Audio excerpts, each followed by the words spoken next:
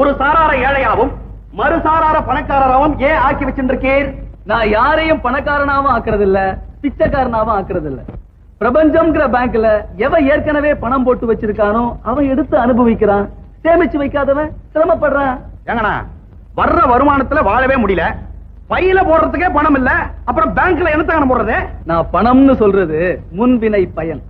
பூர்வ ஜென்மத்துல நீ பண்ண தர்மம், நல்ல கருமம், இதெல்லாம் தான் நீ பேங்க்ல போடுற பணம். இதத்தான் பாவம் புண்ணியம்ங்கிறது. புண்ணியம் நல்ல நோட்டு செல்லும், பாவம் கள்ள நோட்டு செல்லாது. ஏன்? வெளிச்சத்துல கூட வர நிழல் இருட்டுல பிரிஞ்சுடுறது இல்லையா? நம்பு, உன்னுடைய சட்டை அழுக்கா எடுத்துன்னா அந்த சட்டையத்தான் வண்ண அடிச்சு துவைக்கிறானே ஒழிய உன்னையுமா அடிச்சு துவைக்கிறான். ஆனா உன்னை கேட்டா என்ன சொல்ற? அந்த சட்டை என்னுடையது அப்படின்ற. ஆத்மாவினுடைய சட்டை தான் உடம்பு, உடம்புல படுற அழுக்கு தான் பாவம்.